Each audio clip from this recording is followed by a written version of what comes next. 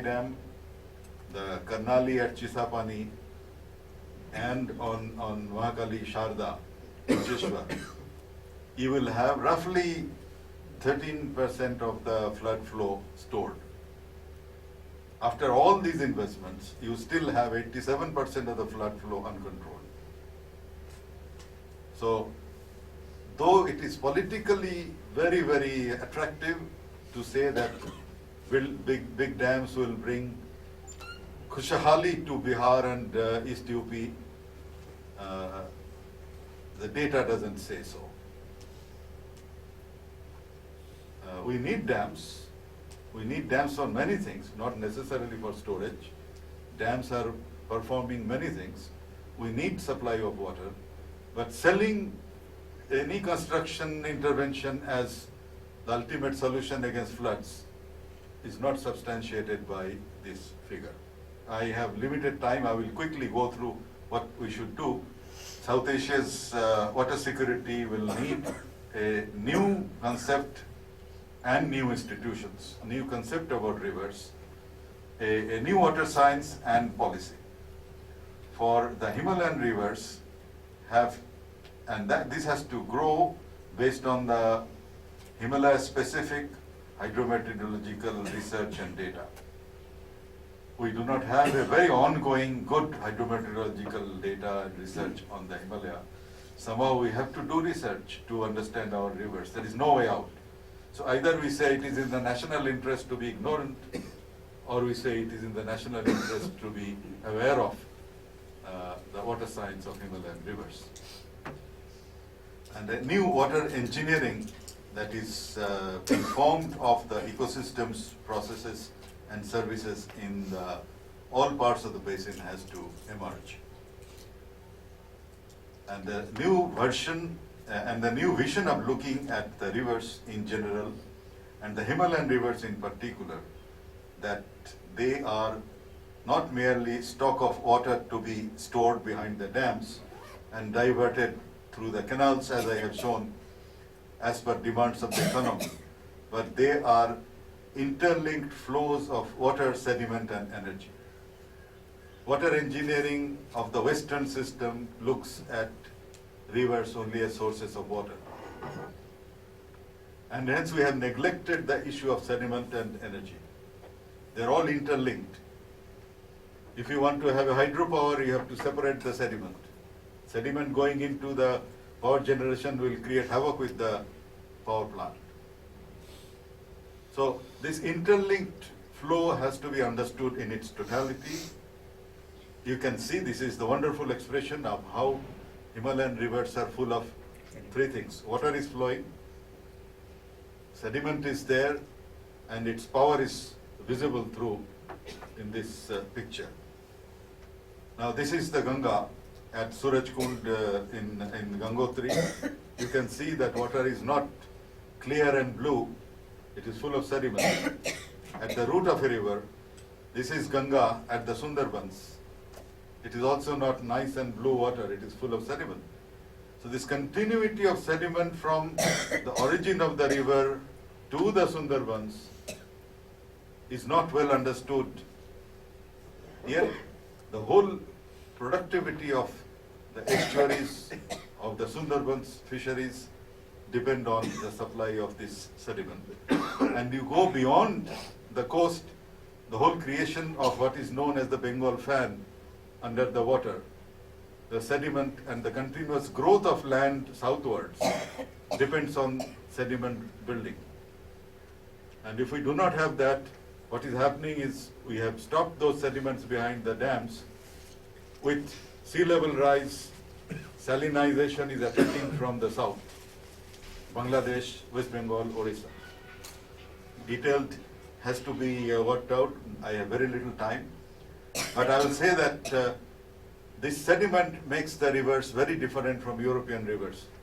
These are floating rivers. Usually we float on rivers, but these rivers are floating on land. This is James Reynolds' pioneering work of mapping of the Ganga basin in 1750 to 1768. And you will see Brahmaputra doesn't meet Ganga. those who are from Northeast India will be surprised that Brahmaputra drains independently into Bay of Bengal, Ganga drains independently into Bay of Bengal, and then Brahmaputra has shifted westwards 200 kilometers between 1750 to today to meet the Ganga and create a confluence flow that later meets Meghna. Earlier Brahmaputra was meeting Meghna directly. This the same thing is happening. Those who are from Bihar, those who are from Nepal, those who are from Bangladesh, they all know that these are not static rivers. Like if the British engineer has drawn a line on the river will follow that. It doesn't work that way. Now South Asia's water security needs new concepts and institutions, and I will quickly come to conclude this, that in this there are many dimensions, but ecology is only one dimension, the stability of the rivers is only one dimension, and evolving a sediment policy for all Himalayan rivers and storage structures is very crucial. Otherwise sediments will eat us up. Sediments will make all our projects economically non-viable.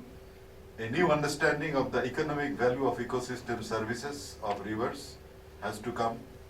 When we do our analysis of cost and benefit of large dams, we ignore all the downstream effects. I will quickly go to the most intense activity that is going on in the Himalaya called the hydropower generation. This is the map of the Alaknanda, Mandakini, Bhagirathi system, which creates Ganga at the confluence point. And you can see that we have cascades of, this is the list of structural interventions and dams. Several of them have been washed off in the last June disaster, but the ideas have not yet been washed off. They are there.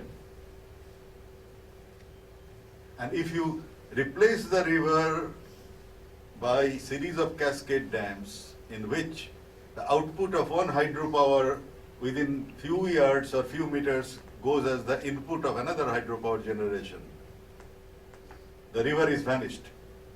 You can see the lines of cascade dams one after the other.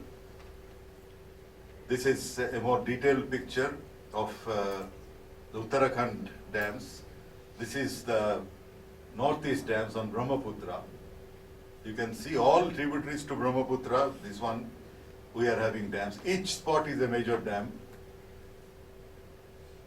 And the dams take the river into tunnels. So tunnel will be replacing the river over 30-40 kilometers.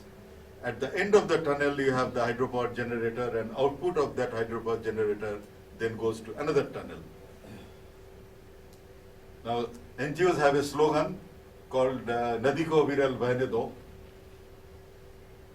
I have only added जो हो रहा है, नदी को अविरल बहने दो सिर्फ मेरे टनल के जरिए से. Nadi has to flow, but it must flow only through my tunnel, hydropower generation tunnel. And these maps are going to show you that nothing of the river will be left. Now that's one thing, we need electricity, but who has approved of these things? Their EIA, Environmental Impact Assessment, is highly skewed. And this is an interesting, this is how after the commissioning of one such hydropower station in the Lohit River, the daily hydrograph is almost an annual hydrograph. It's like the monsoon peak that I had shown. So the 365 times compression of the hydrograph. The annual hydrograph becomes a daily because the hydropower starts at 5 p.m., closes at 10 p.m. This is the peak power generation. So when the hydropower starts, the water is let out. When the hydropower stops, you have the end of the flow. So the fish has to breathe enough in 5 hours and then have a waterless life for 19 hours. If the fish survives those 19 hours of dry life, they will get again to breathe again. So this is what is going to be the impact downstream, which needs to be evaluated. We have not evaluated these things. Now, this all brings us, I will not, it is 11:30, I will not take more time. This all brings us to the last question, which is water transportation. Water transportation had been a major tool, and we have still demand from Bhutan and Nepal for water transportation connection through India through Bangladesh to the Bay of Bengal. If we manage our rivers as good transportation routes, the cost of transportation becomes 1/3, including possibility of diverse passenger transportation like this. And the whole economy of GBM basin can be very different with the transportation economy supporting and becoming much cheaper. So we are in the coming decades in a position to take a more ecological view. Fish production is not to be ignored. It is as much a good food security as much production of paddy and wheat. And we have to look at the whole river right from the Himalaya to the Bay of Bengal in its completeness. And that ecological holism can probably give us one sensible approach among 3 or 4 sensible approaches for futuristic management of these rivers and providing water security to South Asia. This is tremendously complex topic, but my time is over, and I hope you had found some interest in this presentation here. Thank you very much. Thank you very much, Professor Bandyopadhyay, for your very erudite presentation. I know that there will be questions from people. It has generated a huge amount of interest in us. But now that we have more people on board, I would request to have a brief round of introductions. So I'll start with myself. I'm Ajay and I work with Berry.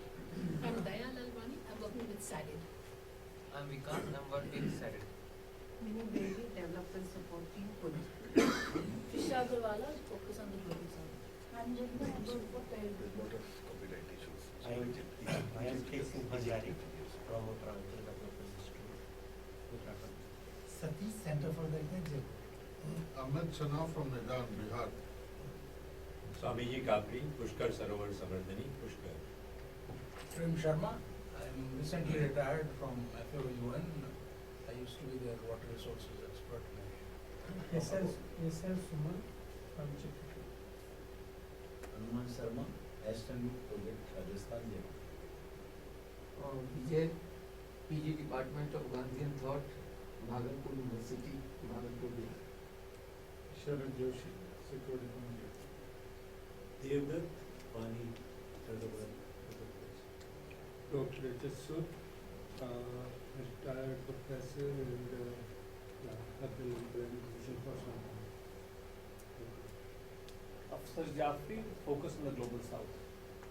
Nagaraj Adve, India Climate Justice. Shirish Kulkarni, Vidarbha Livelihood Forum and Kokon Livelihood Forum, Maharashtra. Ajay, Humanities, Jharkhand.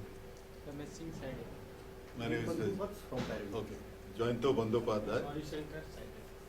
I am from Kolkata, and I retired from faculty position at the Indian Institute of Management in Calcutta last year. I was working in the Center for Development and Environment Policy at that institute. Ritu Tiwari, Security Council.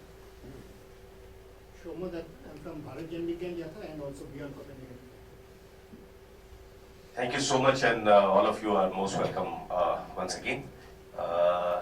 Can we have some few questions? Yes. Yeah. So please, if somebody has any question.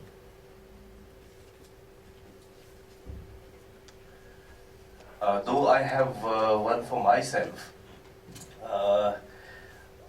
what I wanted to ask you that given that the dimensions that you have shown and the lack of understanding of Himalayan rivers and ecosystem, in the current engineering approaches, have been able to have a look at a national action plan and plans of sustainable Himalayan ecosystems and water missions, and how do you think that they are going in the same direction, or they have something novel with their approaches? Well, in the National Action Plan for Climate Change, out of the 8 missions,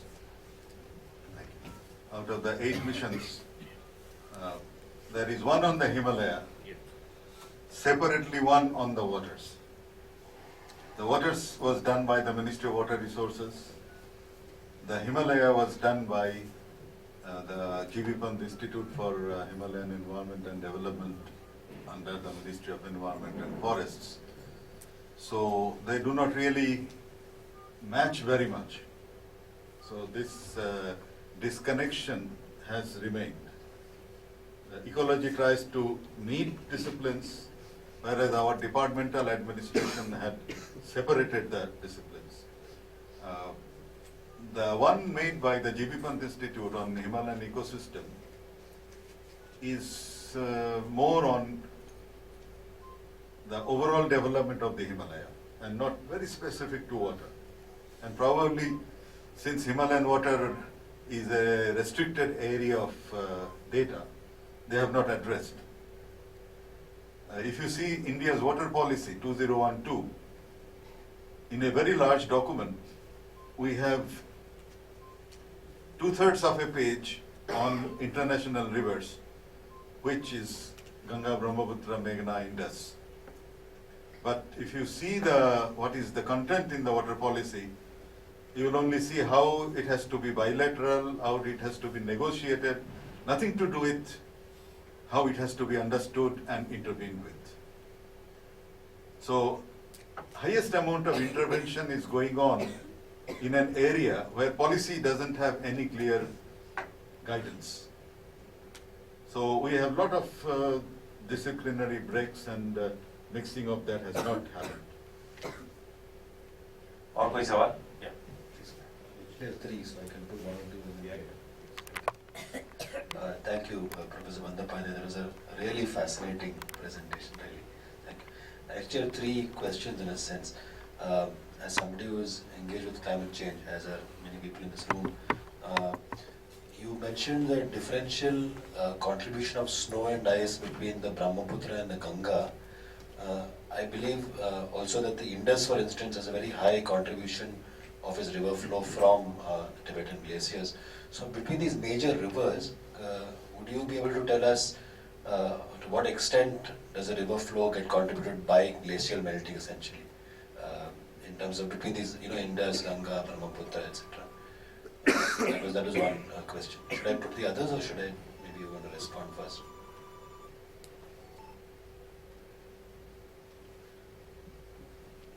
Yes, you are right. Indus hardly receives monsoon rainfall.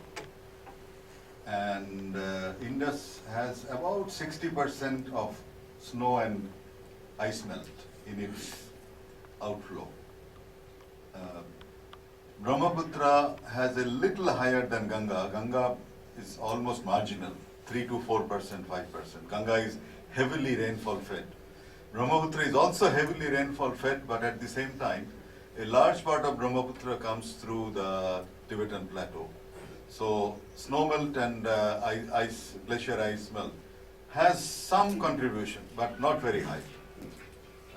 Indus is predominantly snow and ice melt fed river. But the other two, their percentage in the total outflow is less than 10. In Ganga, it is less than 5.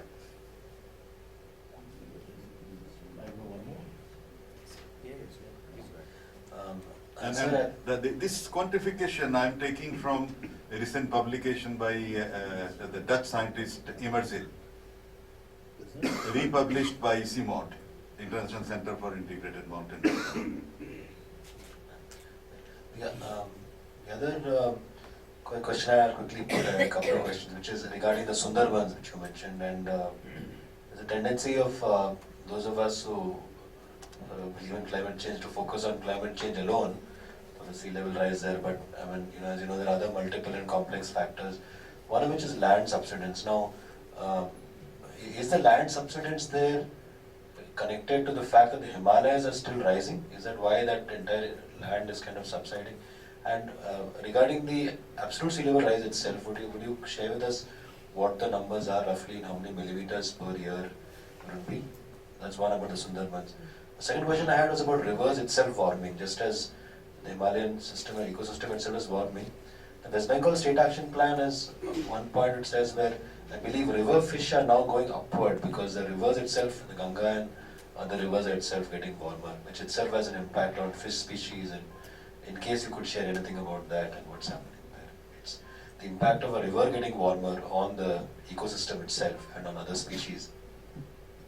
Yes, if there is a gradual upliftment of the temperature lines, it is not only the land but also the water which will be affected. But water, because it is a dynamic, in a highly dynamic river system, the effect is not going to be that high. But definitely, as water comes out of the glacier, it is at 0 degrees. In Haridwar, you do not get 0, it is warmer.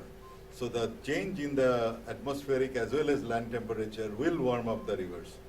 And if there is a gradual upward movement of the temperature lines, the river segments also will have a similar relative impact. Now about the Sundarbans, can I get back to that question once again? Yeah. I was asking two things. One is the land subsidence in that entire region linked to the fact that the Himalayas are still sort of rising? Well, this And is secondly, the numbers of sea level. sort of tectonic dynamic. There is a land subsidence question from the west to the east. The eastern part of the Bengal Delta is subsiding, whereas that is why one of the reasons that the main flow of Ganga got reduced from the Hooghly Bhagirathi branch, and much of it is now going through the Ganga Padma branch. That side is getting lower and lower. And Sundarbans on the western side is getting drier and drier. The land subsidence is coupled with the inability of sediment to reach the mouth. You have so many structures now that the sediment which fights against the erosion from the sea is not there in large quantity. So the upward erosion, northward movement of the shoreline in some places is also because of the non-availability of enough sediment to create the new land in comparison to a slowly rising sea level. About the measurement, I will not quantify because there are diverse opinions on it. So what is the range? What are the opinions? And I think decadal,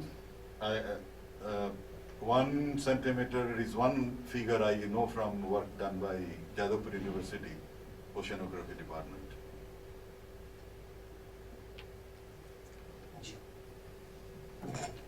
Professor, first I would like to thank you for an extremely informative presentation.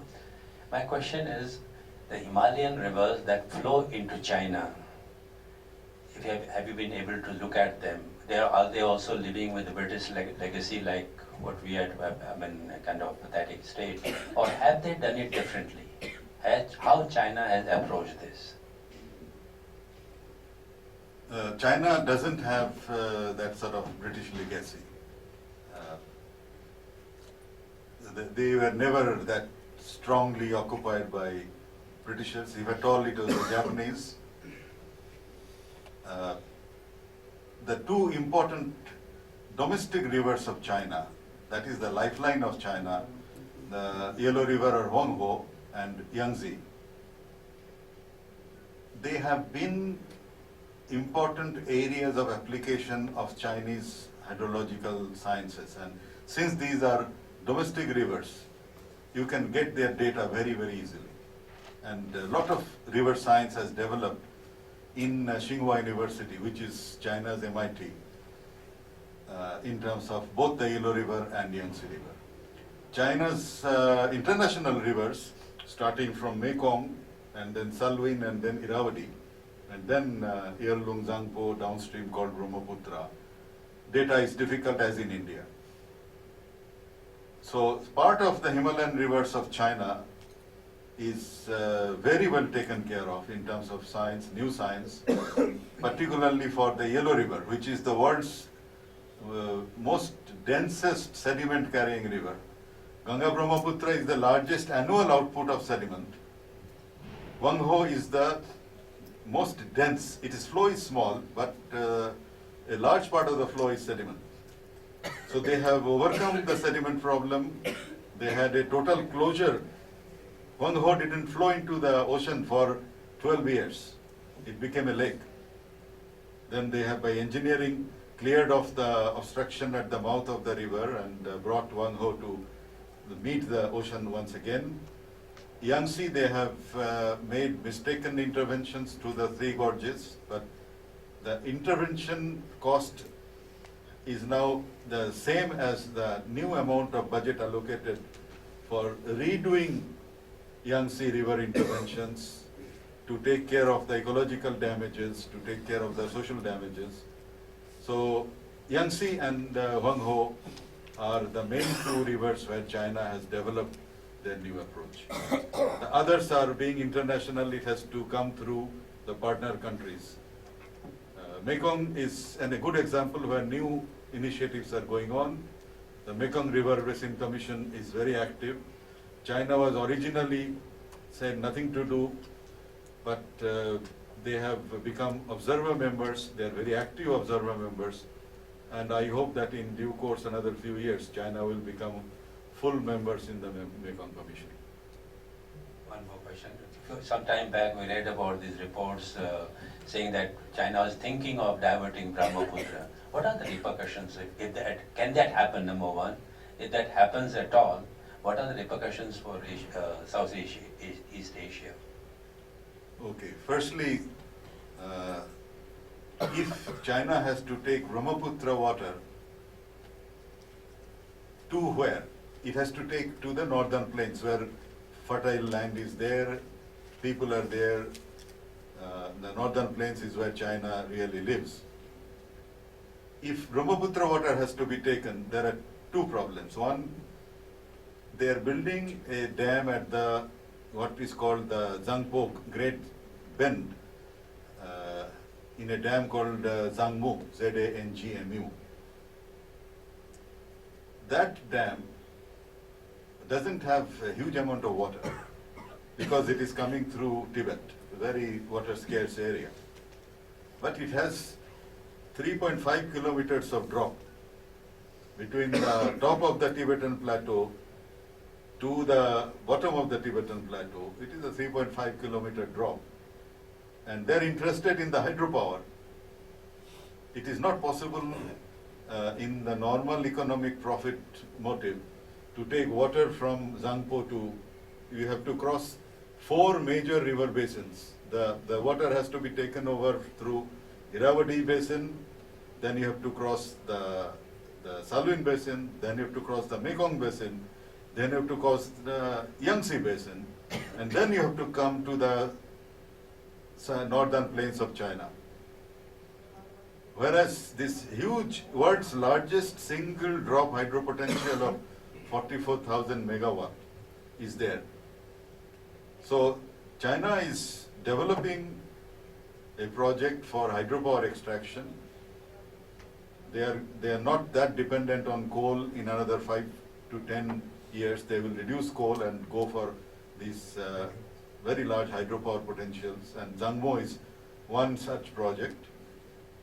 Implication of Brahmaputra, where Zangpo Dam is being constructed, the flow to contribution of that flow, even if all the river fully is diverted to northern plains of China, is going to be only 15% of the flow of Brahmaputra at Bahadurabad.